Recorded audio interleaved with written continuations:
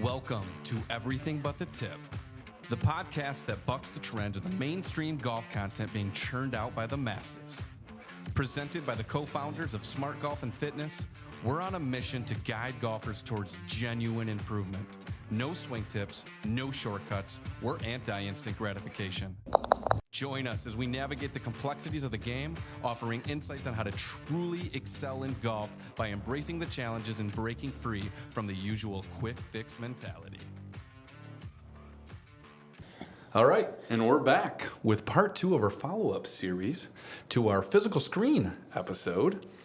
Tonight, we're going to be going through some more swing characteristics or faults, whatever we decide to call them tonight. Faults. But now there's actually one we'll actually speak to tonight, maybe more than one that, I might be convinced that it's more of a characteristic. Anyhow, we want to highlight the physical causes of those swing flaws or characteristics, and we want to offer more insight in how we attack those both from a physical and drill perspective. So we'll follow a very similar format like we did in our last episode. We're going to tell you what the characteristic is. We're going to tell you the physical causes or potential physical causes of that physical characteristic, the mechanical implications on your golf swing, some physical corrections, and then lastly, some drills. Tommy, welcome. Hey, good to be here. Good to be here again, Joe. I think this is a pretty good episode. Did a little research, so I did confirm that there are now 18 confirmed swing characteristics or faults as recognized by TPI. So we'll go through all of them over the course of tonight and the next couple of weeks. Probably we'll break them out. We did 4 last episode. We have 6 on the docket tonight. Yeah, we got 6, so we got a lot to do. But again, just when I look at these things, they show up because your body, again, is trying to take the path of least resistance to produce power. So these things manifest themselves due to some sort of physical limitation. So we'll talk about what those are. You'll find tonight there's kind of a recurring theme. You'll hear some similar things across these different characteristics. And it's we'll also find out that one of the characteristics we talked about last week actually lends itself to this other fault or characteristic. So we'll talk a little bit about which one that is and how correcting that can potentially get rid of another problem that manifests itself. But last week, just a quick review. We went through mostly postural faults. We went through the S posture, the C posture. We went through loss of posture and flat shoulder plane. And tonight we're going to go through 6 of them. And we categorize them into a loose category of like backswing and transition. Basically, the things we'll go through this week and next week will definitely tie together.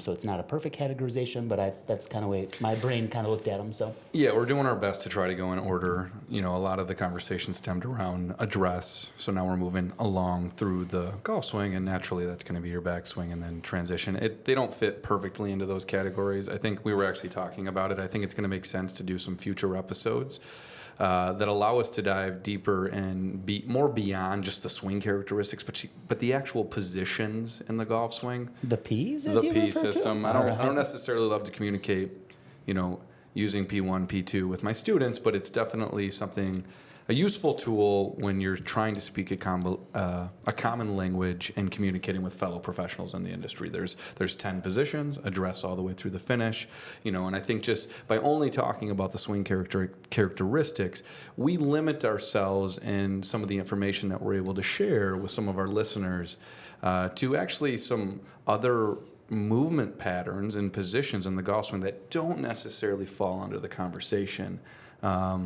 when we're speaking to the 18 swing characteristics. Right. But I think getting some background on these, characteristics that are, that we've seen in a lot of different golfers will give some good background information, and then we can always reference back. But I think putting an episode together talking about the P's and the swing faults and would just be I think it would be a lot of information. So I think this is some good background stuff that'll definitely feed right into that P conversation and make that an exciting episode as well.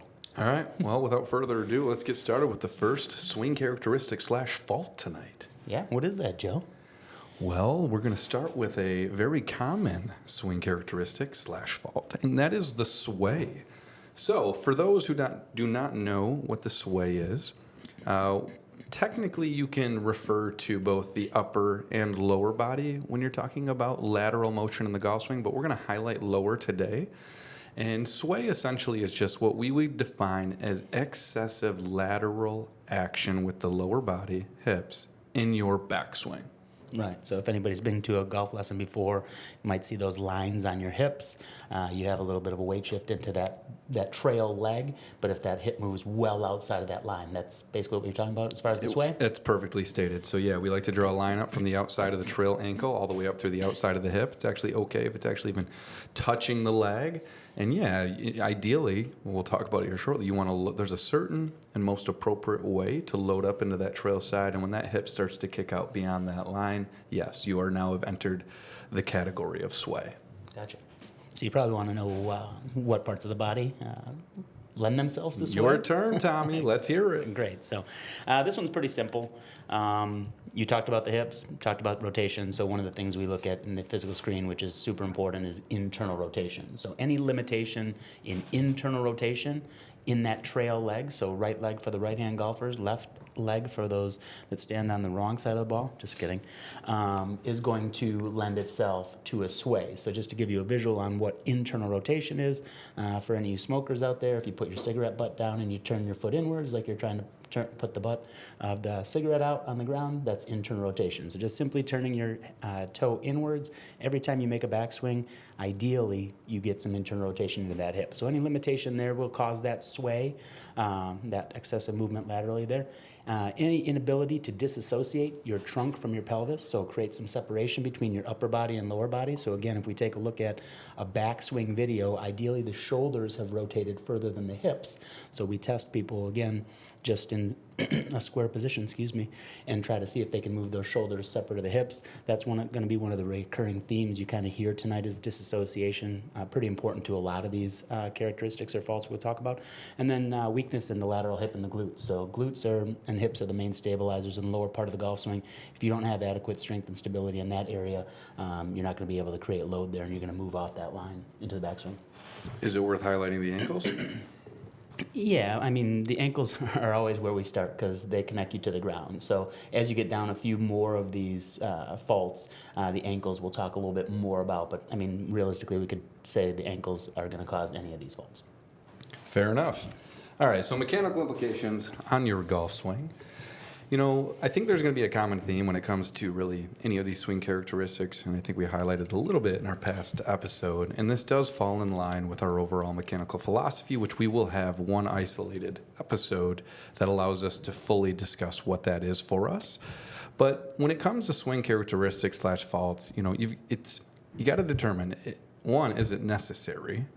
But most of the time, it's just excessive movement, typically in some capacity. So us as experts, one, we have to determine, based on what they came to the table physically, do we have to allow that, okay? Or, you know, we've decided that they physically are able to move in a more efficient pattern, allowing us to remove that excessive motion. The way we look at it is like this. The more excessive motion, aka variables, in your golf swing, well, the harder it is going to be to time. And that's as simple as I want to state it tonight. I don't want to go into too much depth there. Spoiler alert. But yeah, I mean, you look at sway. You know, naturally, if your weight is shifting to the outside of your trail foot, you're probably not very stable. You're probably not positioning yourself to, you know, be really, really powerful from that position. You know, sometimes we'll say, you know, it's like, you know, you're trying to fire a cannon out of a canoe, you know, right? So it's like, if your ankle's rolling out and you've got all the weight to the outside of it, trust me, you're not going to be nearly as powerful as you would be if you were able to, you know, keep the inside of your foot flush against the ground and rotate internally accordingly into that hip. The other part of that is we're not going to go into it in depth yet, but if you're moving excessively laterally with your lower body, their chances are you're probably adding another swing characteristic / flaw to your golf swing, which we'll talk about shortly, and that's a reverse spine, which I'm not going to go into detail, but I will say this. You're putting yourself in a very unstable position that is really, really hard to sequence accordingly in the downswing. And a lot of times when we see those guys swing, yes, some of the issues that we see are fat shots, thin shots. They really struggle with that low point control, which tends to be a symptom of a lot of these swing characteristics. But from a mechanical implication, yes, you're not stable, and you put yourself in a position that is very hard to sequence from. Nice. So, on the physical side, how do we go about kind of remedying this, giving the golf pro, giving the student a fighting chance of eliminating this or improving this from their golf swing? So, very obviously just trying to increase internal hip rotation. So a lot of different ways we can do that.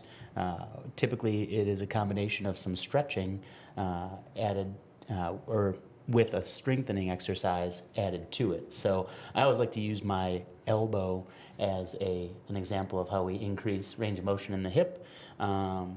It's a pretty simple joint to figure out. If you bend your elbow up, your bicep is working, and if you extend your arm out, your tricep is working. So if somebody isn't able to completely straighten out their arm, they could have some tightness in their bicep, or they could have some weakness in their tricep. So what would you do to improve that? We would stretch the bicep and we would strengthen the tricep. We use that same concept around the hip. So tightness in some muscles can limit that range of motion. So what we want to do is stretch those muscles, typically the external rotators. So we'll get somebody into like a pigeon pose on all fours and cross a leg underneath if there's any yogis out there. Otherwise, lying on your back, little figure four stretch, take the foot, put it across the knee, pull it up towards you. Once we stretch out some of those muscles around that area, what we'll do is we'll do some active internal rotation exercises. I like the hip windshield wiper. Basically, you lie on your back, lift your feet in the air, make two fists with your hands, put them between your knees, and then just take your feet outwards away from each other while you're keeping pressure in against those fists. So that's a nice little combination stretch plus a strengthening exercise that'll help expedite that process for us of trying to get some more hip internal rotation there. As far as trying to improve the separation between your trunk and pelvis, we've got our open book stretch on the floor, we've got some reach back, reach unders, we've got an A-frame stretch. There's a lot of different areas, or a lot of different ways we can attack that, but again, we kind of do it in that same methodology. Find a stretch, maybe incorporate a mobilization, but then add a stabilization component to it. Because if you remember, if we go all the way back to that physical screen episode we did, the body's an alternating pattern of stable segments connected by mobile areas. So we have to make sure we hit both that, mobility portion, but then we also need to make sure you're safely moving through that new range of motion that we created there. And then lastly, we want to strengthen those hips and glutes, primarily the glute med. The glutes are king, like I said, as far as the stability goes. Your glute medius is huge in terms of trying to keep that lower body stable and allow you to rotate internally to that hip. You talked about the internal rotation. Two other elements that determine whether you can create that load and keep those glutes and hips firing is you need to be able to stay in your posture. So we talked about losing posture last time. So if you can't stay forward flexed, flexion of the hips, bending forward, you lose the ability to load. Internal rotation is the second component, so you need to be able to rotate into that hip to be allowed the glute to load. And then the third is you need to have some stability and not sway, because if you lose that out, those are the three elements that allow the glute to load. So if you can't stay in your posture, you don't have any internal rotation, or you allow that weight to get outside it, now you've lost a lot of that power that you talked about before. So, guys, if you haven't caught on at this point, everything is interconnected. Everything has a cause and effect. And the function of your body is way more important than you realize. Now, keeping this really simple, some straightforward drills I like to use inside the hitting bay, which I just want to say, just listening to you talk, it's refreshing, and it's cool just to be reminded of how fortunate we are as golf professionals here at Smart Golf to have that complementary piece to all of this. One, because it just makes us look that much better as a golf professional, but when you hear it out loud over and over again and you witness it every single day, you just know how important that part is. And, the last thing we're ever trying to do is injure any of our clients. And, it's actually pretty risky to go after some of these issues if you have not attacked it from its root origin and really attacked the underlying issue. But anyhow, so simple drill, get in golf posture, drop your lead foot back. It's not perfect because it definitely preloads your trail side more than I'd ever probably want anyone ever to do in their golf swing.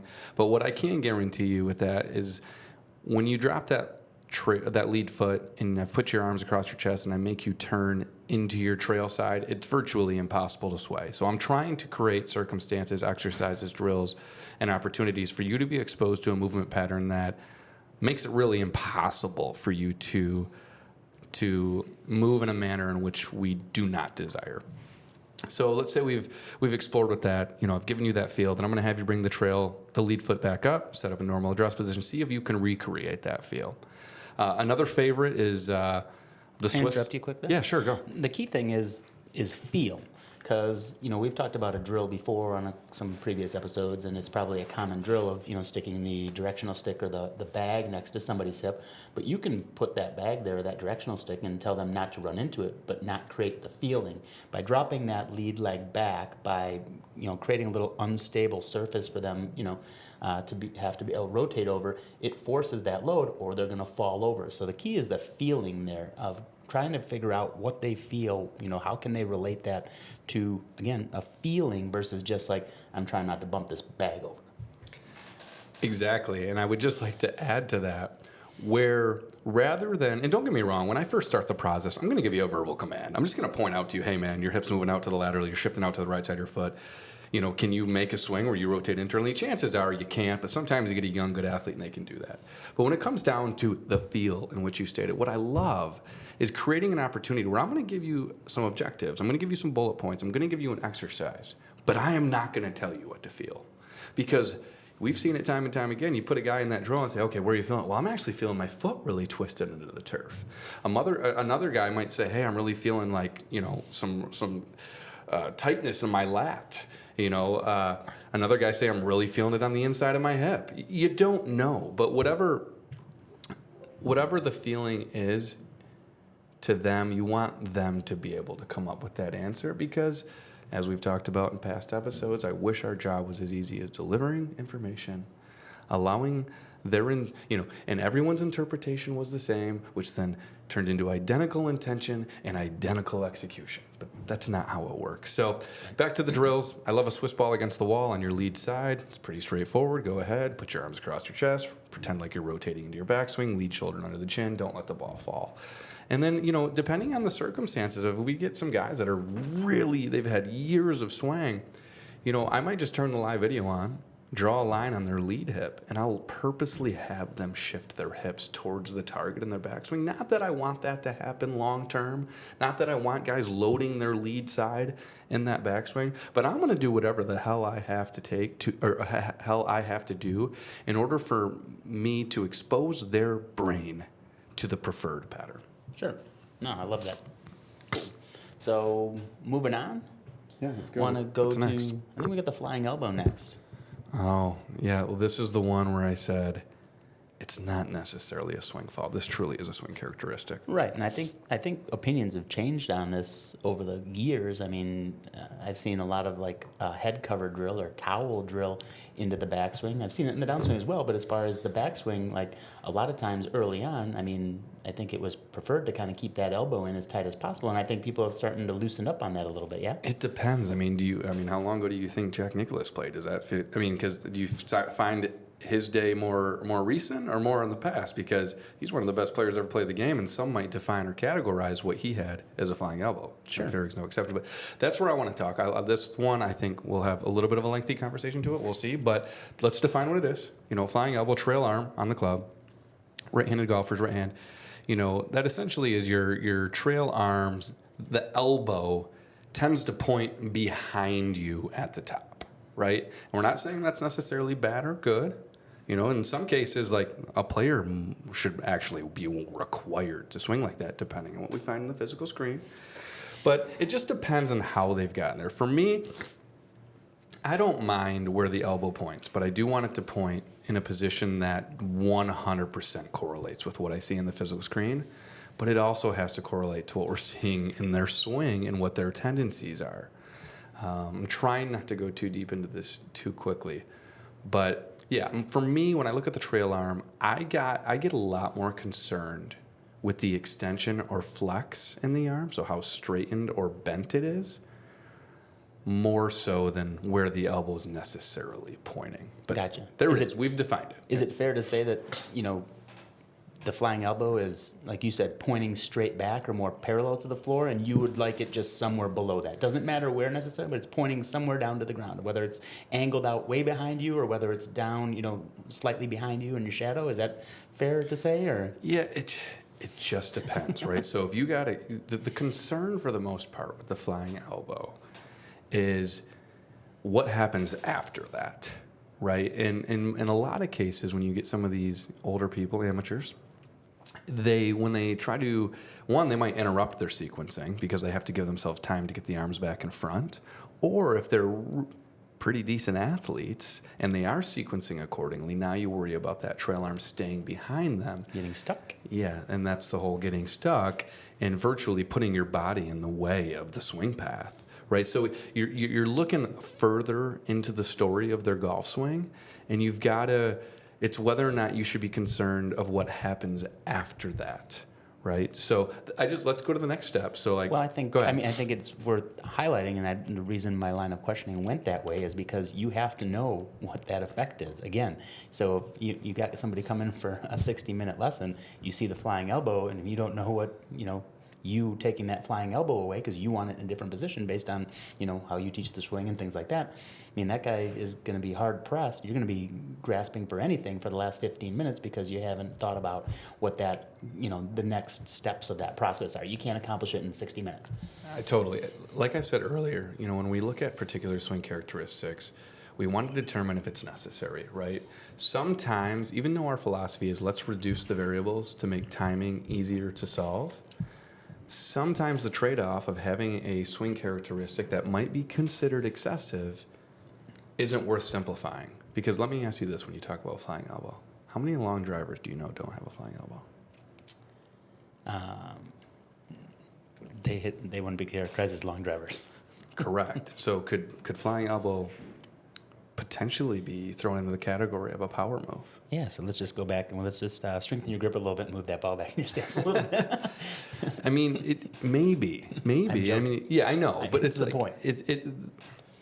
We're going to unpack this a little bit of where I'm cool with flying elbow and where I'll potentially encourage it. But I think it'll go nicely fall in line with the kind of the theme we're trying to stay with right now. So let's just talk about physical characteristics. Yeah, physical causes of the flying elbow. So if you have limited shoulder external rotation, so shoulder external rotation, if you put your arm out to the side, your palm is facing towards the floor, and then you rotate your hand and forearm back like you're taking an oath, that's external rotation. So during our physical screen, we want over 100 degrees of that. So if you have anything less than that, you could potentially, that could be causing a potential for the flying elbow. Scapular instability. This one's pretty important.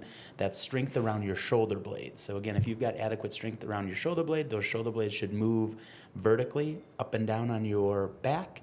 If you don't have adequate strength and stability there, they tend to what we call wing out. That again limits your external rotation, but it also puts a ton of stress across your rotator cuff, which again lends itself to potential soreness and long-term injury.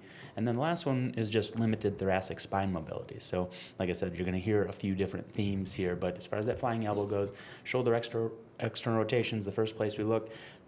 Shoulder blade strength and stability there. Those two go hand in hand in terms of how well that shoulder can move. And then thoracic spine mobility, if you don't have rotation, that's where you tend to do a lot more with your arms because you can't get adequate rotation with the big muscles up top. So. Yeah, well said. All right. Mechanical implications. So we've kind of discussed this already. One of the biggest concerns with the flying elbow is whether or not they've positioned themselves to where when they sequence in the downswing that elbow is trailing too far behind them. If we get a guy that has a flying elbow by definition of what we've stated, but they're doing a damn good job at sequencing and getting everything back in front of them, it might not be a concern. The other thing you start to see coupled with flying elbow is a club position that is defined as being a little bit across the line at the top. Technically, if you want a flying elbow, I'd actually probably prefer to see that, which is also another, if you get a guy that's a big slicer that, again, I'm assuming most of our listeners know what that means, but, they're steep, they're swinging really far left, open face, and they've got really, really limited external shoulder rotations. I'm going to purposely give them a flying elbow. I want them to have a flying elbow. They actually require to have a flying elbow because once we give them the flying elbow, one, they might be more powerful. Two, it'll help aid in getting them across. And three, that's a really complementary position to start throwing the club under plane and actually helping shallow and create more draw characteristics. So again, I think this particular swing characteristics, I'm more than accepting to call it that. Just because it's not a flaw. It truly is something that might be unique to the individual. Now, if someone were to say, hey, if you had to draw up a perfect scenario where someone had preferred adequate swing speed and power and had desirable distances, could you make an argument that not having the flying elbow is less excessive movement and therefore easier to time? My answer is yes.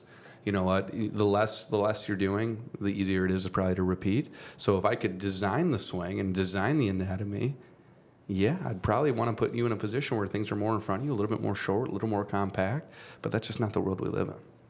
Nice. So physical improvements. How do we get yourself some more shoulder external rotation? I've been using this wall shoulder series at Lombard. We actually have what we call the shoulder wall there. I've contemplated drawing some or painting some wings on it to look like that drawing that they have in a lot of different cities and stuff like that, because we go over to this small little hallway that's a little bit of wasted space that we're utilizing. But one thing you can do is just walk up to the corner of a wall, place your forearm and hand on the wall, and then just try to take your hand and forearm off the wall. So there you're actively creating some external rotation on the shoulder there. If we've got somebody that's very, very limited, we'd go back to that little model that we said, talked about before. We'd find a stretch to try and find some more motion there, and then we'd have them do that same thing. You can also throw a little weight in your hand and just slowly take it off of there. That way you're working on some eccentric strength to be able to support that shoulder, because again, if we get past that 90 degrees or 100 degrees, we're putting that shoulder in kind of a compromised position, but we need it to be in that compromised position to be able to get the club into the position we want and have some manipulation that we can work with there at the top swing instead of being limited. So as far as scapular stability goes, again, a lot of different ways to do this. One of the tests that we do is the reach, roll, and lift test. It's probably one of the most challenging tests that we do in the screen. We have the person get down into a little kneeling squat position. One forehead is on the fist of one hand, and then the other arm is reached out on the floor with the elbow straight palm up. They try to lift from there. A lot of people struggle with that. So what we'll do is we'll get them into that same position, but we'll have their hands on top of like a Swiss ball or on top of a bench, and then with the elbow straight palm up, we'll have them start to just lift that off there. So we'll actually take that test and work it into an exercise, and that way we can progress it down to the floor and be like, hey, you couldn't do this before, but now you can. Lastly, improving thoracic spine mobility. We've talked a lot about different ways to do that, so I won't go real in depth there, but just a reminder that first thing we look at is adding extension to the thoracic spine, so getting it a little bit more upright. That will in turn allow us to get some more rotation there. So making sure that we've got adequate thoracic spine extension, and then lends itself to us being able to attack that rotational component. So safe to say, if our listeners haven't gathered already, a lot of the limitation in your external shoulder rotation comes from stability and strength limitations, not flexibility limitations in most cases. Yeah, that's it. Cool. All right, drills. This one's really straightforward. Assuming that we do not want this player to have anything sort of a flying elbow. You've seen the ball between the forearms. That's a really good one. Right, really tough to get your flying elbow and keep that ball between your forearms. I like a very simple one. I like to take the left hand off the club or lead hand off the club. I like to tuck it under the tricep of the trail arm, so you create a little square. And then I like my players to try to maintain that structure as they rotate to the top. That's probably one of my favorites there. There's a number of them. Those are the two that I think are appropriate to discuss. I do want to just follow up one comment I made earlier where I do have a lot more concern with kind of the extension in the trail arm, which definitely does play a role in the flying elbow as well. I just think, listeners, if you can picture this, when we get to the top and we start to look at some of the best players in the world with that trail arm, and you start to look at the angle in which they've created, so obviously if you bend your elbow, you can create a 90-degree angle.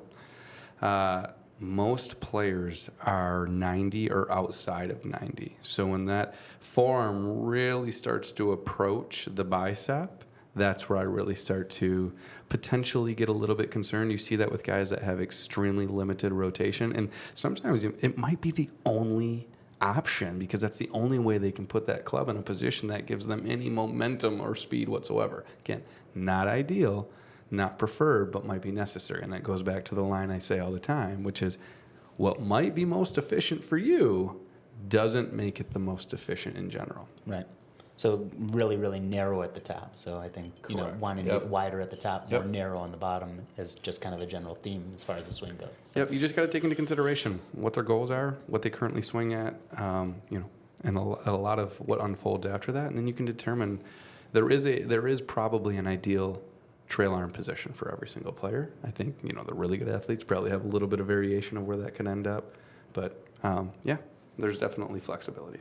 Well, I think we're moving on along at a pretty good clip here. We might get all 6 of these in without anybody falling asleep yet. So, want to get into reverse spine angle? Yeah, so reverse spine, for those who cannot picture, we already talked about one particular swing fault today, and that's the sway, okay? So reverse spine is you get to the top of your golf swing, and your upper body, so your back, is actually leaned towards the target, actually putting a lot of pressure on the lower back. But the reason I bring up sway is what I see being one of the main contributors or causes of reverse spine outside of the physical screen is the fact that the individual does sway because they don't know how to properly load in the backswing, so the hip does kick out laterally. But they know they're supposed to stay centered, right, with their upper body, so they try to stay centered, and that creates the reverse spine position. Well, one of the faults that we talked about last week also lends itself is that S posture. So excessive 100%. pelvic tilt, having that pelvis tilted way forward at address also lends itself. So again, like we said, these are connected. One might lead to the other, to the next, to the next. So if we, correct one, it might have a trickle-down effect of, improving some other areas of your golf swing.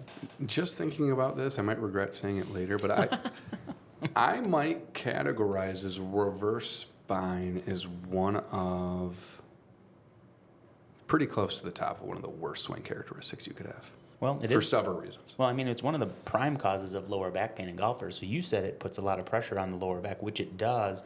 However, the more stress that gets put on the back is actually as they move themselves out of reverse spine, and the sequencing portion really crunches their SI joint, that little bony area on the lower back. So, some other physical causes. Why might we have a reverse spine angle? Why might that upper body point towards the target instead of being able to load behind it or stay centered there?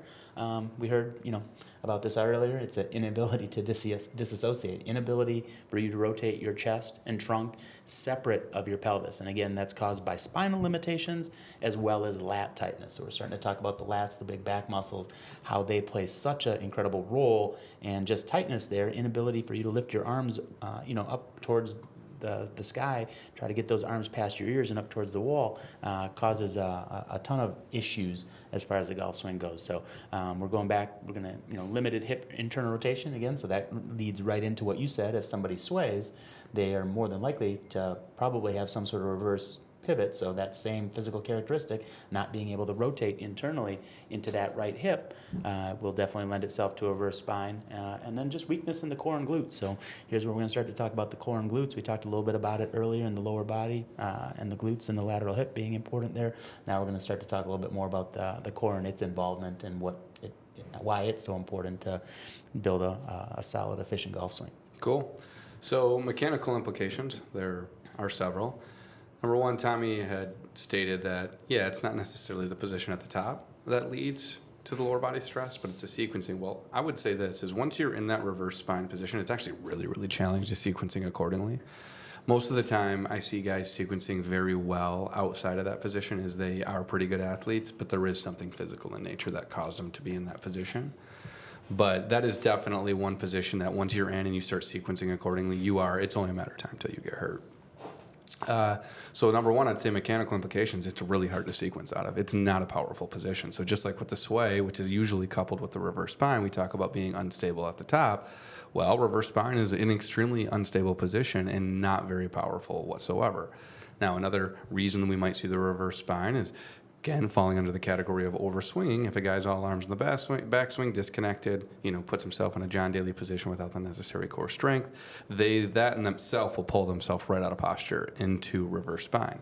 Now, once you're in that position, pretty easy to be steep from pretty easy to be the cliche over the top, pretty easy to hit poles, pretty easy to hit low shots. I mean, yes, you can hit high. You can do anything from that position, really. That's why I would categorize it as one of the worst. But yes, it's unstable, unpowerful, unhealthy. It's not a position you should ever accept in your golf swing. Right on. So how do we get rid of it? We've got to teach our students what neutral pelvis is. So goes back to that cats and dogs exercise, rotating the pelvis forward, rotating it back. We talked about that in terms of how getting people out of that S posture. So that's, again, get them out of the S posture. We're going to have a much greater probability of getting them to stop reverse spine. So learning what neutral pelvis is, getting them into a good neutral setup posture out of that S posture is number one. So improving spine mobility, we talked a little bit about how to do that already. And then adding the flexibility of the lats in there. So getting those lats a little bit more flexible, that will allow them to get wider, allow them to get some more rotation into their backswing, and it'll aid in them being able to rotate that torso, the upper part of their body, separate of the hips. And then just, it's buzzword. It's been buzzword for quite some time, but we're going to strengthen the core and we're going to strengthen those glutes. So that's going to just help create a little bit more stable platform so that they can actually rotate into that trail leg. Cool. All right. Favorite drills. Again, I like to determine why the reverse spine exists, not from just a physical standpoint, from a mechanical standpoint. If it's because they sway, well, I'm actually going to attack the sway first and just see what the domino effect is from that. So again, we're going to go with the good old Swiss ball. We're going to put it against the wall. We're going to put their lead hip on the wall. We're going to say, hey, let's make some turns and keeping that lower body, keeping the Swiss ball from falling on the ground. If they're an overswinger and yanking themselves out of posture, we might work on shortening their golf swing. We might even do some of the drills where we put the ball between the forearms, which is going to shorten their swing. Okay, another overlap. We might do the whole lead arm tucked behind the trail arm. Again, that's going to shorten their swing. You might go to the old, hey, let's pretend we've got an extension cord, right? Like we got the bottom of our rib cage, we got the top of our pubic bone. Let's go ahead and plug those in. So I like to put a fist at the bottom of the sternum, fist at the top of the pubic bone. We like to keep those fists touching each other, right? And then as you rotate to the top, see if you can maintain connection. Another good one, depending on how severe the reverse spine is, I might actually purposely ask them to start in a little bit of anterior tilt, a little bit of curve in the back of the dress, and I'll force them to actually move into posterior in the backswing. It's really, really hard, so it's not necessarily my initial play call, but I've definitely have had success with that in the past. Nice. Yeah. You been fishing with Tate lately? Oh, I know where we're going now. Do you? Have you been fishing with Tate lately? Oh my gosh. Well, the summer's still getting here. So, but yes, I have. We've caught several bass this year already. Cool. So maybe we should talk about. You should see that kid cast. Yeah. Well, maybe we should talk about the casting swing foam. Okay, casting again, really straightforward. We don't need to spend a ton of time on this, but there's a reason it's called casting because it's a pattern in the golf swing that it resembles casting a fishing pole. And essentially, as we rotate to the top of a golf swing, we create an angle through hinging, cocking, whatever you want to call it, between the wrist segments and the shaft. That angle varies from individual to individual, but a casting by definition is allowing that angle to be removed at an excessive amount in the golf swing too early in the golf swing. So I'm excited to talk about, this subject in general because I think that there's some counterintuitive information in drills that we've had a lot of success with that definitely were not the play calls I was making early on in my season. So I'll talk about that here shortly, but that should define what casting is. Yeah.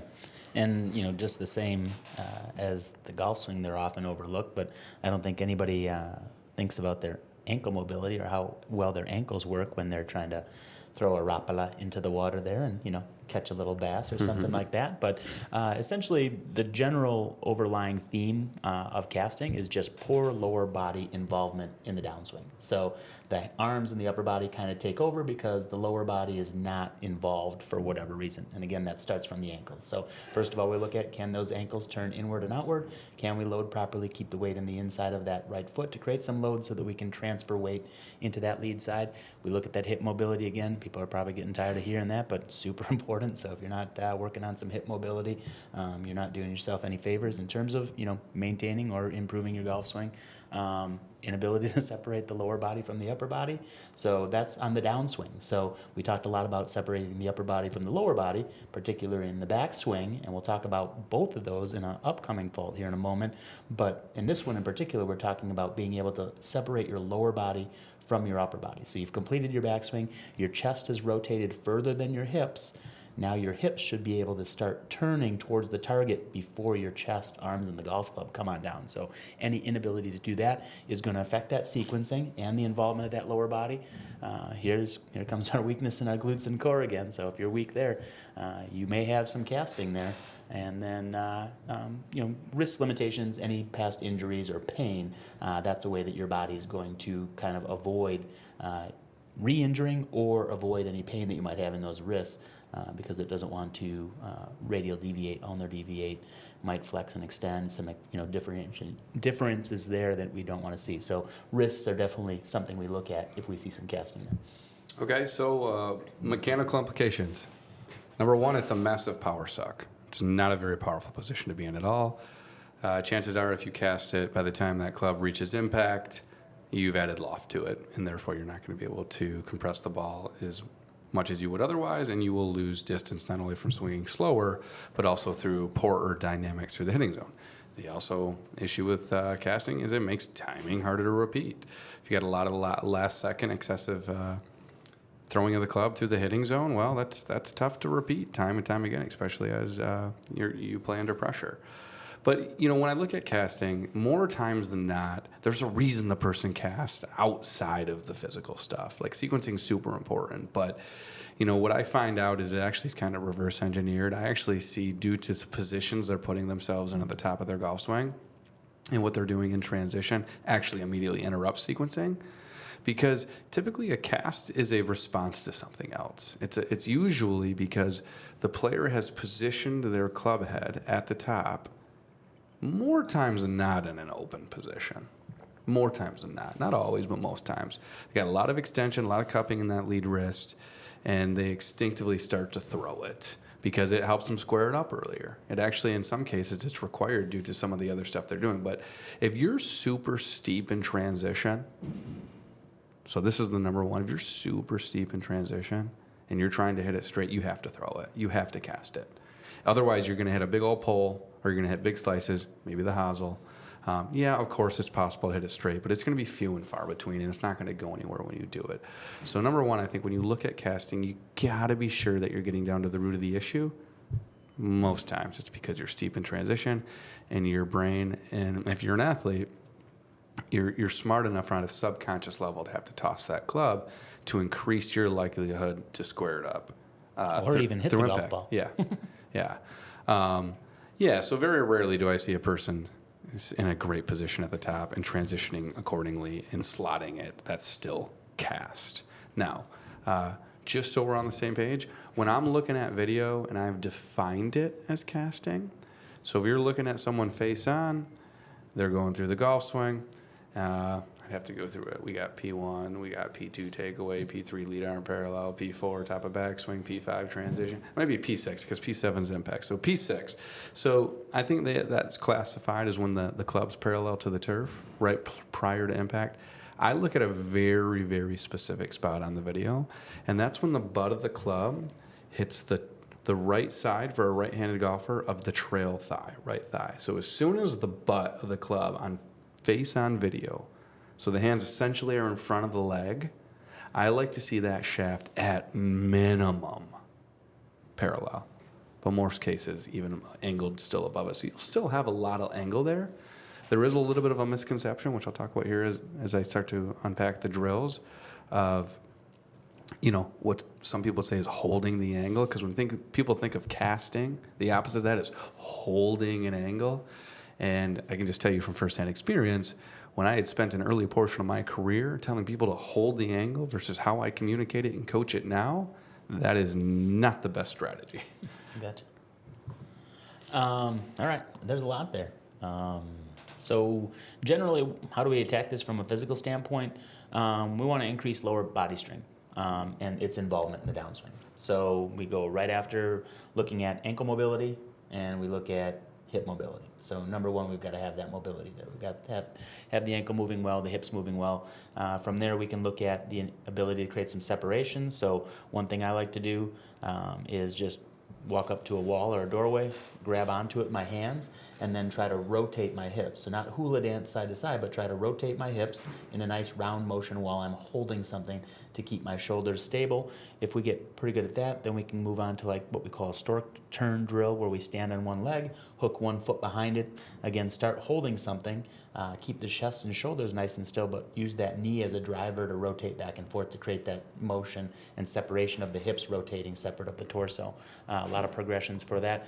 And then, cliche, but, strengthen the core and the glutes. So we get after that real hard, but we want to make the lower body as strong as possible, and we want to increase the person's ability, their movement pattern, to be able to get those hips to move separate of the torso. And then, lastly, looking at shoulder range of motion, making sure that that's adequate. I didn't mention that in the physical limitations, but oftentimes if the shoulders don't rotate very well, then you're going to make some manipulations there with the wrists, and then looking at the wrist range of motions to make sure that those can do what you want them to do to be able to set the club appropriately and then be able to release it on the way down. Beautiful. All right, drills. So as I stated earlier, you have to be very clear on why the cast exists in the first place. Most times, more times than not, it's because they're steep in transition. So when I start to coach or attack casting, this is a very complex move because I won't teach it without teaching proper sequencing. And I will not teach it without proper shallowing of the club in transition. Right? So there's a lot there. It could be a multi-hour lesson, right? So, but what I'm going to do is, number one, I'm going to position their club in what makes the most sense for them at the top, right? I don't want any drastic outliers unless the physical screen says I need that. But what I like to actually do is start to, teach them how to disassociate. So I'll give them some movement pattern drills that don't look too dissimilar to the physical screen test, right? Make sure they have that, right? Another thing I like to do is I'll have them get to the top, and I'll basically grab their hand like we're shaking hands, but it's more like, this. Trying to describe. Like a bro shake? Yeah, like a bro shake. Yeah, above the elbow. Yeah. But then I'll say, okay, cool. And this is with their lead arm. So they've rotated to the top of their backswing. I've done the bro shake with their lead arm, so left hand for right hand golfers, and I'll say start turning. I'll kind of hold it there a little bit so they can start to rotate internally into that lead shoulder. But more so, it's actually adduction, right? The lead arm starts to adduct across the chest. I like them to feel a little bit of that compression, right? Because if they're feeling that compression, the upper body is rotating into the lead arm, which I want them to know how to do. And after I've taught them how to disassociate, well, I know the lower body has initiated because I've told them it has to, followed by the torso, followed by the lead arm. And then from there, I actually teach them how to use the wrist in conjunction. Believe it or not, people, although some players have it, downswing lag, where the angle is actually decreasing in the downswing, isn't the easiest way to swing a golf club. And if you're not extremely athletic with a ton of club head speed, having that downswing angle is actually going to be really, really hard for you to play golf with. But there is a throw motion in the downswing that a lot of people, when you're first introducing it to them, be like, dude, isn't this a cast? This feels exactly like a cast. Well, what players need to realize is within that throw action, there's a proper sequence and order of how the wrist should function in transition. I'm going to get a little technical here, but typically we like to see it move a little bit into flexion, so the left wrist will start to bow, and then it'll start to move into ulnar deviation, right? And then later on, it'll start to supinate. But what I like to do is just teach people how to throw that club with the wrist, which is so counterintuitive, which is crazy to think that when I started teaching people how to throw accordingly, number one, it shallowed, right? So that's super important. You need to teach the wrist how to appropriately shallow in the golf swing. Otherwise, you're not attacking the root of the issue, and they're going to want to cast it anyway. So teach the sequencing, teach how the wrists are supposed to function, do it in order, you get the shallowing effect. And what's ironic, if you're sequencing and throwing accordingly, although when you stop the video in the frame where the butt of the club hits the trail thigh, it looks like there's an angle being held, trust me, the club is moving towards the golf ball with a lot of speed. So again, it's a pretty complex little swing characteristic. That actually sequence of exercise, movement patterns, exposure. I teach a lot of my players because it's a correction for a lot of issues. But yeah, so that's what I would say. I back in the day, of course, I do hold the angle, punch shots, stuff like that. Some players that maybe that's necessary and it can allow some dividends to be had. But for the most part, I've had way more success of actually teaching people how to essentially cast it, but the correct way, and then they get the appropriate angles. Is that why you have like the plastic sheeting and like the buckets in your hitting bay from when people's heads explode to pick up all their brains and put them back in there and stuff like that? No, you're right, though. I mean, that's the knee-jerk reaction is just like, well, even me as a coach, man, like, wait a minute. I'm telling people to throw the damn club, and they've got more lag and angle than they've ever had. Man, no wonder why my job is so hard. Nice. You have any twins in your family? Oh, boy. What's the next one here? What's the next one? Are there any twins in your family? There's no twins in my family that I know of. Okay, well, then we'll talk about a cousin, because we all have cousins, right? So I like to think of the slide, which is the next fault we're going to talk about, as either the non-identical twin of the sway, or it could be a cousin of the sway. Because there are some characteristics that are very similar, but there are also some vivid differences between the two. You want to walk us through what the slide is? Slide, by definition, excessive lateral action in the downswing. So again, we like to draw a line outside the lead ankle, straight up. There should be about a 4-5 inch gap between that line and the lead hip. Ideally, we like to see players definitely move laterally. There is some lateral action. Some of the data supports to say 2 to 5, even up towards 6 inches of lateral action in the golf swing. But there's a point where there is a diminishing return, and that robs you of the ability to transfer energy from one segment to the next, along with some other issues we'll talk about here shortly. But slide's an interesting, I would say, swing characteristic in today's day and age, especially when you start to look at some of the players out there making a lot of money. There are some coaches. Just the live guys? I kid. There are some coaches that will go to the school of thought that like they find it hard to categorize slide as a swing flaw because it depends, but because you have a lot of room to move laterally. Again, it's excessive though. Yes, excessive. it's gotta be it's something excessive. that's not complementary to what you're trying to do in the golf swing. So that's where you draw that line. And it depends on the player, depends on their body, depends on what their particular swing issue is. Right. So what causes the slide? We've got limited internal rotation of the lead hip now. So if we remember back to the sway, we were talking about the trail hip, right leg for the right-hander, left leg for the left-hander. Now we're talking about that lead leg. So that left leg for us right-handers and that right leg for the left. So limited internal rotation on that lead leg, inability to disassociate your pelvis from the trunk. Okay, so getting the pelvis to rotate separate of the trunk, like we just talked about in when we were talking about casting. But we also are concerned with inability to disassociate the trunk from the pelvis because we want to get that chest and the arms and everything to rotate through that posted left side. So now we're looking at the ability to be able to do that. Both of those things as far as this fault goes, this characteristic goes. So that's why we test both sides. When we go through our screen, we test, can you rotate right and left with your torso and keep your hips still? Can you rotate the hips right and left while keeping your torso still? So inability to do those things, beating a dead horse here, again, PETA. No animals were harmed in this episode, but spinal limitations, lat tightness does not allow us to disassociate. And once again, weak lateral hip and weak glutes. So overall weakness in that lower body. Those are kind of the primary things there. Cool. I'll try to go through this relatively quickly.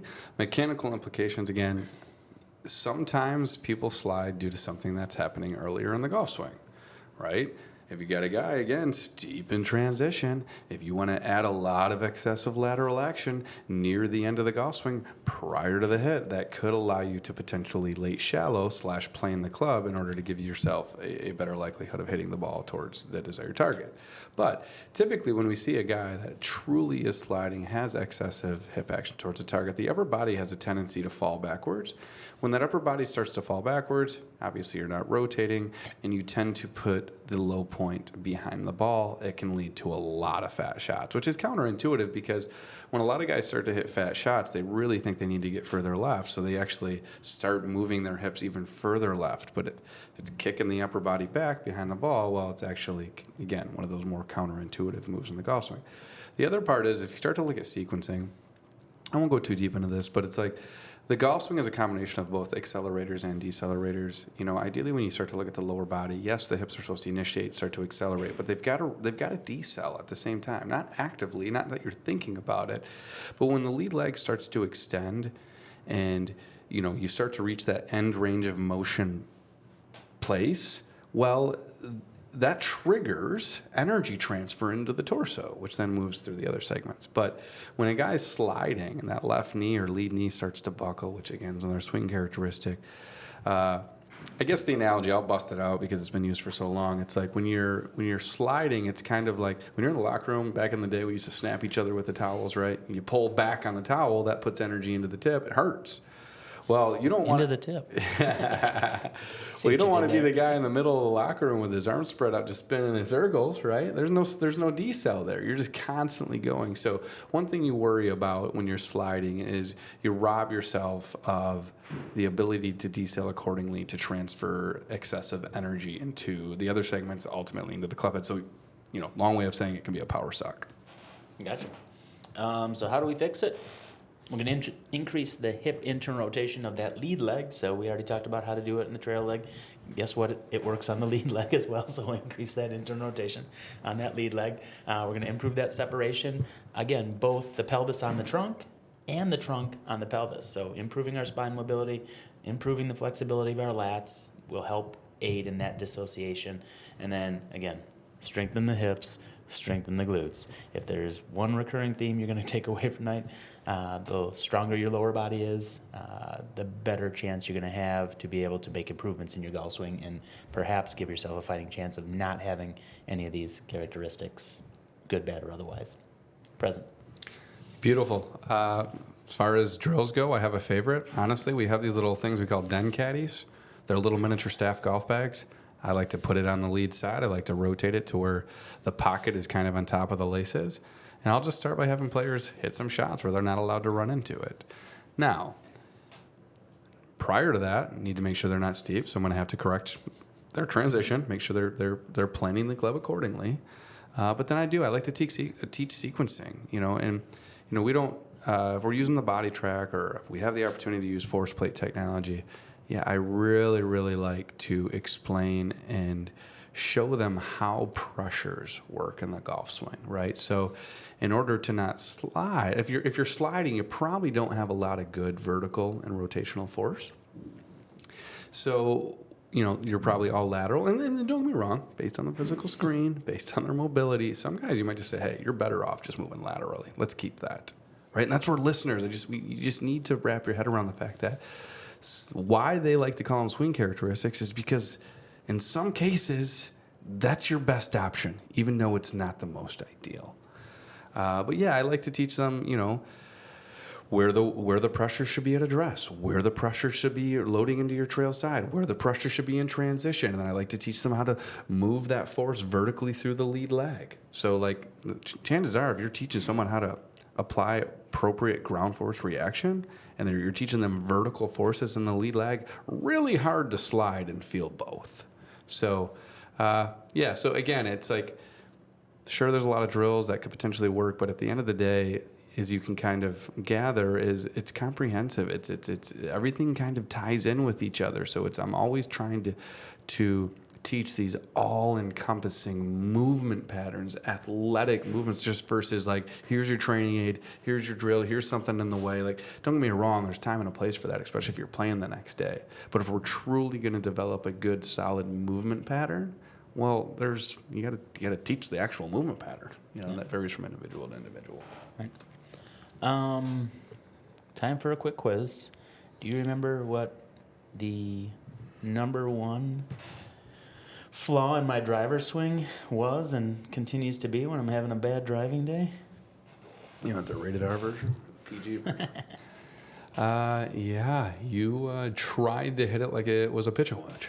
Right. I spent a lot of time, if you remember back to the Founders episode, didn't really know much about golf. Definitely did a lot of flip, a lot of excessive hand motion, de-lofting the golf club, or, adding loft to the golf club, things like that. So as I worked on my irons and as I worked on my ball striking, trying to hit down on the golf ball and get stacked kind of on that left side, developed a bad habit into my driver swing, which is the last characteristic we'll talk about tonight, and that's the forward lunge. That is true, and I remember that like it was yesterday, actually. Nice job. But now if you watch Tommy out on the golf course, whew, he's keeping up with the pros here. He's bombing it, especially after that new hip. New hip swing, baby. I like that. Okay, forward lunge, pretty straightforward. It's called a transition move. You get to the top of your golf swing, and the upper body is basically getting out in front of the lower body towards the target. So it's kind of like your upper body is truly lunging towards the target. And yeah, I think that's the best way I could describe it at this point. You're just out of sequence. Your lower body trying to get in front. You're creating a position that could potentially feel powerful, but it's definitely going to make it easier to hit down on the ball, which is not preferred with the driver. But again, it's a sequencing flaw. You're out of order.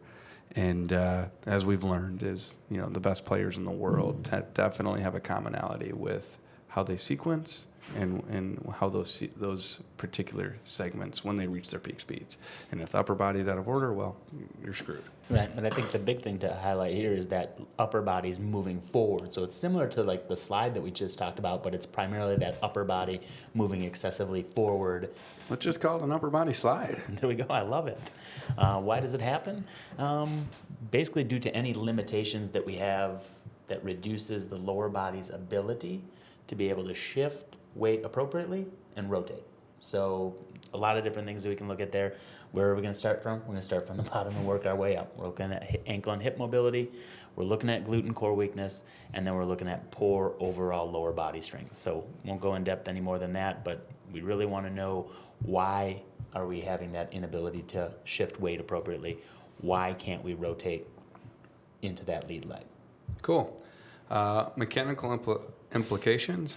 I'd probably highlight the driver first. It's going to be a rob you of distance. It's going to driver, as hopefully most of our listeners know, it's a club that you want to be hitting up on the ball with if you're trying to maximize your yardage.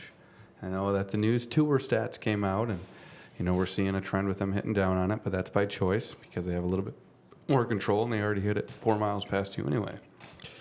But so number one, it's not good for driver efficiency. Number two is it's typically coupled with a steep swing plane, right? So you're going to be the guy that's hitting low poles, potentially slices, depending on what you do through the hitting zone as a response to that.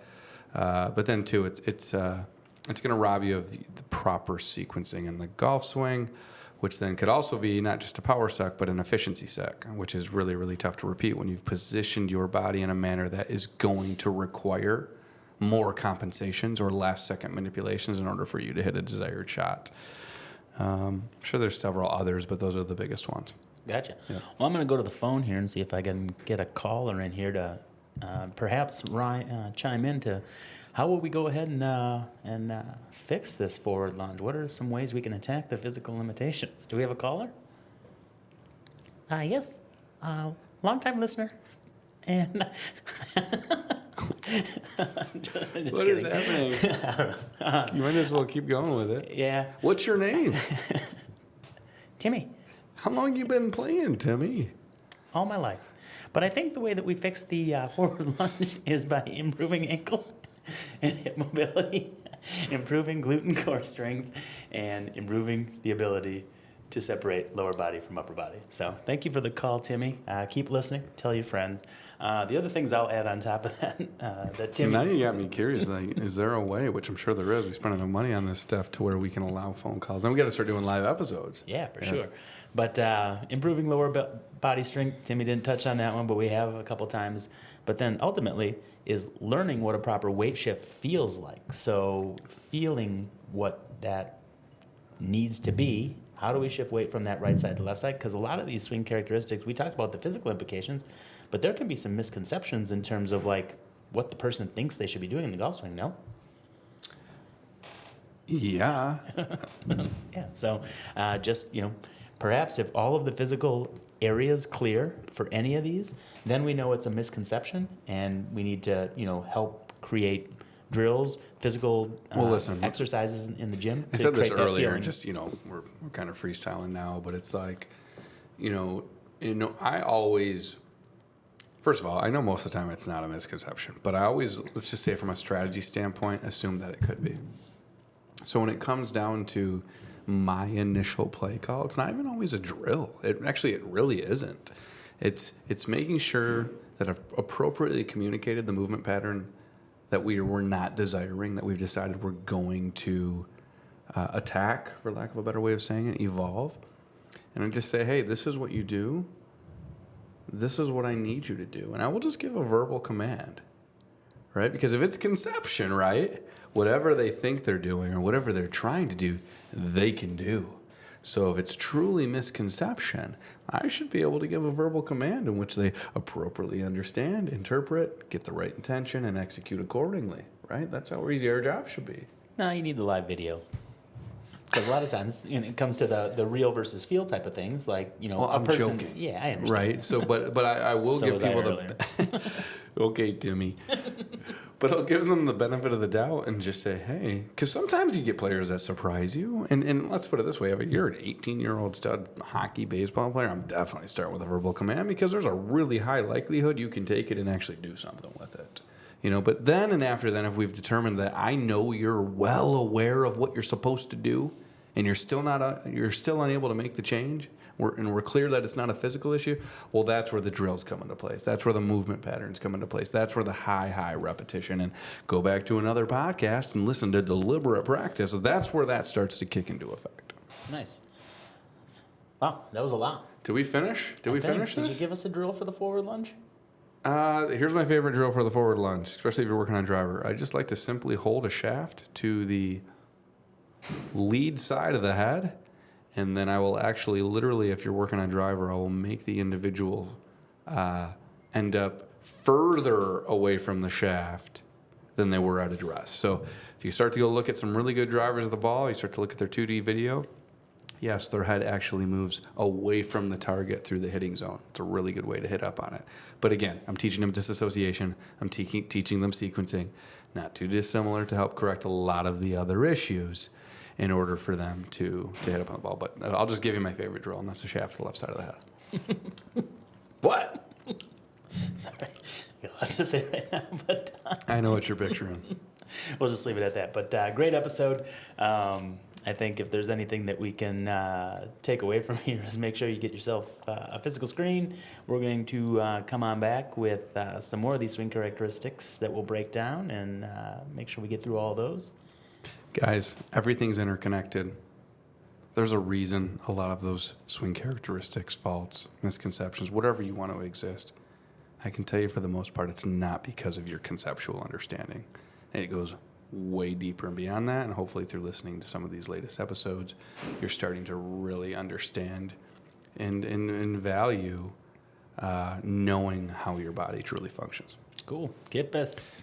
Cheers.